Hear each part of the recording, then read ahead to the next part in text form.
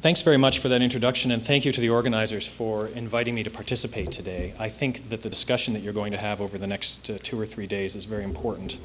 And in almost every meeting that I've been to in the last year or two on different issues related to climate change in different places, the moral, ethical dimension of climate change and the need to have that ethical underpinning, spirituality, come into the discussion has been part of the conversation.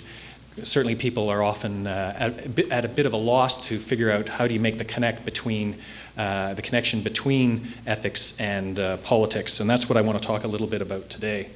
And it's a real pleasure to follow Dr. Stone, and I would also like to recognize the work of the IPCC and Al Gore. And I think that what's happened is that climate change, as has already been said today, is no longer an esoteric scientific issue, but it's something that affects us all.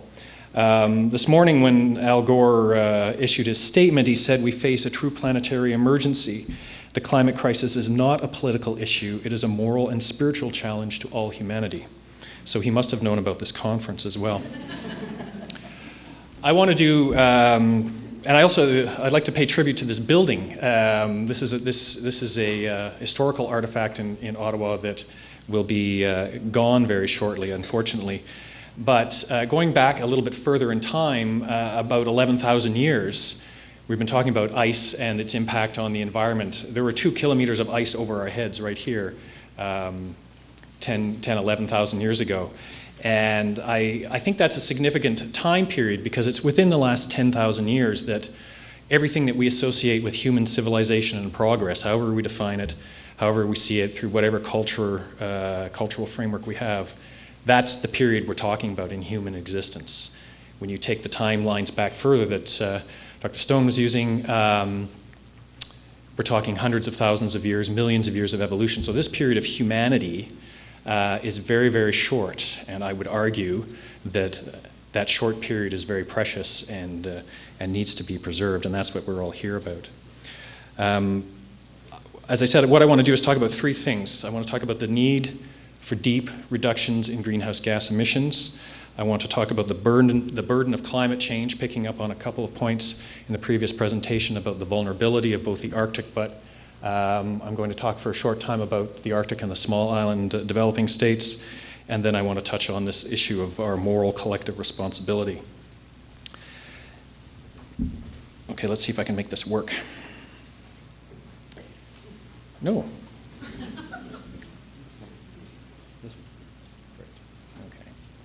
Okay. This is not a commercial message. It's just that this is an illustration. You know, we talk about mitigation, we talk about adaptation. We need to talk about both of those things. We need to talk about the reduction of greenhouse gas levels in the atmosphere, and we need to talk about the immediate actions that need to be taken to adapt to those changes.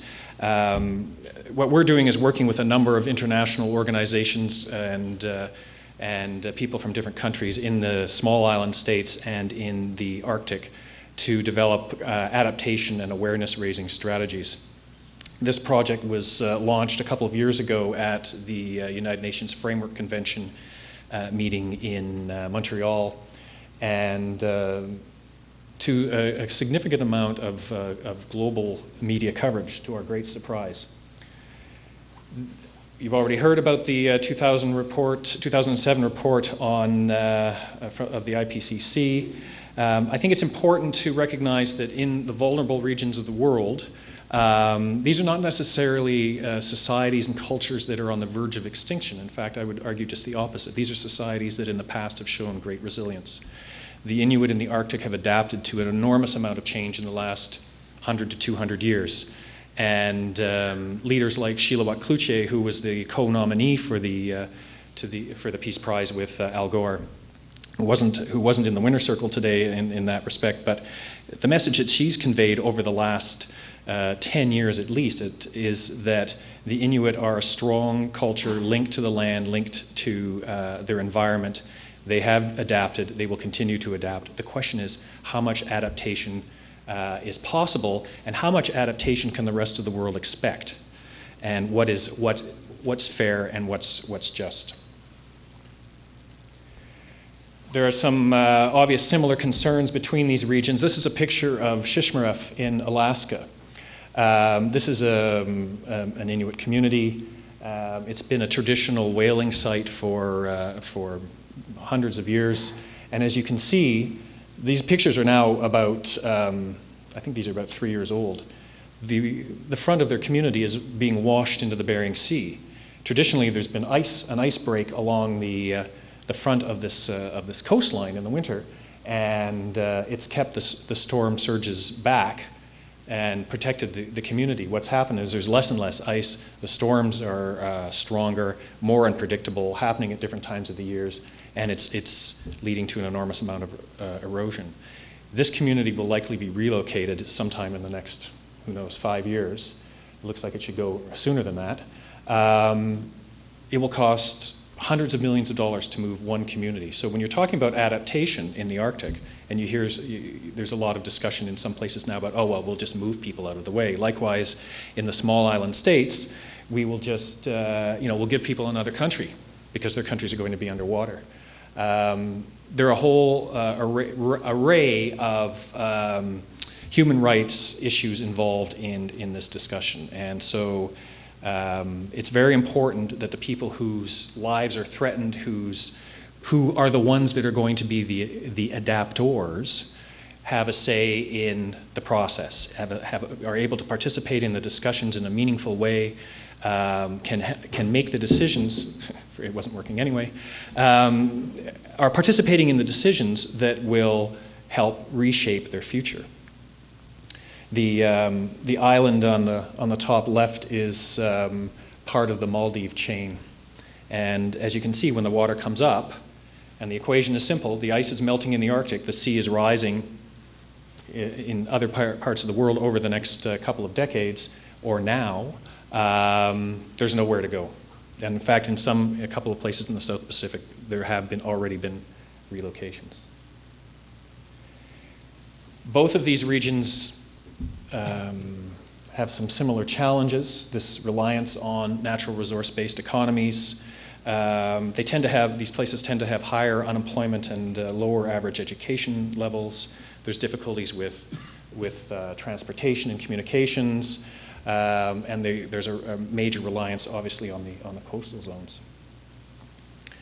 They also have a number of strengths. One of the consistent messages that comes from the people in the South Pacific and in other parts of the world that we're working with is that we're not afraid, and we're not helpless victims, and they draw a great strength from their connection to the land and the environment, their ability to still have a knowledge base that's connected to the environment, and as I said earlier, a history of resilience.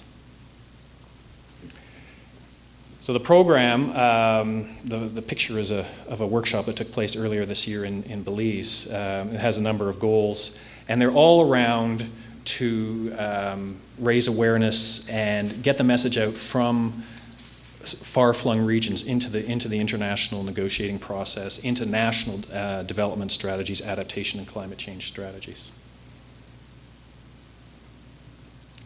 And I'll just run through this. There's going to be an action plan that will focus on some of these things that I just talked about. Here's a sense of who some of the partners are. They're NGOs, they're Indigenous peoples organizations, they're various research institutes, the UN, etc. And I'll just leave that one up. If you want more information, you're more than welcome to have a look at the website.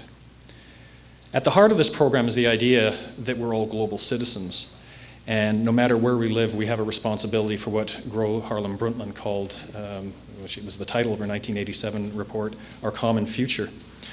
The fact, I think, that you're holding this conference is I'm kind of preaching to the choir in a certain respect. I think you recognize that this responsibility exists.